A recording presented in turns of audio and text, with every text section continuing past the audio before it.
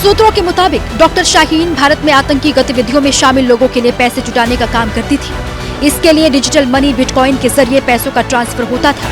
शाहीन को जैश ए मोहम्मद और अलकायदा के हैंडलर बिटकॉइन के जरिए 9 लाख रुपए भेजते थे। फिर शाहीन यहाँ 10 से ज्यादा अकाउंट्स में उन पैसों को डाला करती थी। इसके अलावा हवाला के जरिए भी शाहीन के पास 6 लाख से ज्यादा रुपए आए। ये पैसे सऊदी अरब, तुर्की और सीरिया की तरफ से आए थे। इतने पैसों से भी शाहीन का काम नहीं होता था। वो आतंकियों के लिए और पैसे जमा करने की नियत से लोगों से चंदा मांगा करती थी। शाहीन लोगों से मुसलमानों के सस्ते इलाज के लिए अस्पताल बनवाने के नाम पर पैसे लिया करती थी। इसके अलावा अपनी कमाई से भी 4 लाख रुपए वो आतंकियों के लिए अलग से निकाल कर रखती थी। सूत्रों के मुताबिक डॉक्टर शाहीन भारत में आतंकी गतिविधियों में शामिल लोगों के लिए पैसे जुटाने का काम करती थी। इसके लिए डिजिटल मनी बिटकॉइन के जरिए पैसों का ट्रांसफर होता था। शाहीन को जैश ए मोहम्मद और अलकायदा के हैंडलर बिटकॉइन के जरिए 9 लाख रुपए भेजते थे। फिर शाहीन यहाँ 10 से ज्यादा अकाउंट्स में उन पैसों को डाला करती थी। इसके अलावा हवाला के जरिए भी शाहीन के पास 6 लाख से ज्यादा रुपए आए। ये पैसे सऊदी अरब, तुर्की और सीरिया की तरफ से आए थे। इतने पैसों से भी शाहीन का काम नहीं होता था।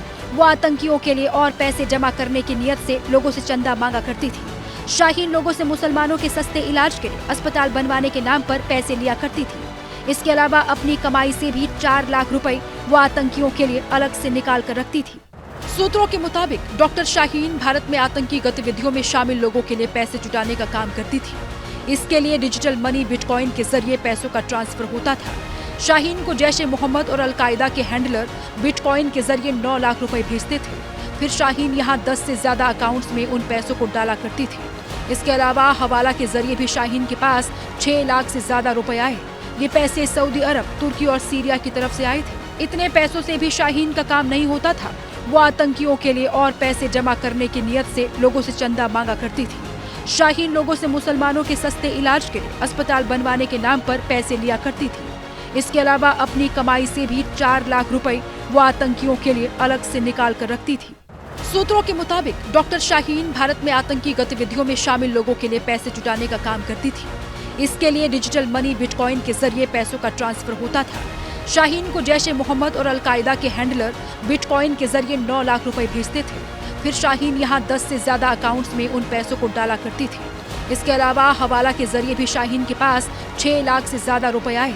ये पैसे सऊदी अरब, तुर्की और सीरिया की तरफ से आए थे। इतने पैसों से भी शाहीन का काम नहीं होता था। वो आतंकियों के लिए और पैसे जमा करने की नियत से लोगों से चंदा मांगा करती थी। शाहीन लोगों से मुसलमानों के सस्ते इलाज के लिए अस्पताल बनवाने के नाम पर पैसे लिया करती थी। इसके अलावा अपनी कमाई से भी 4 लाख रुपए वो आतंकियों के लिए अलग से निकाल कर रखती थी।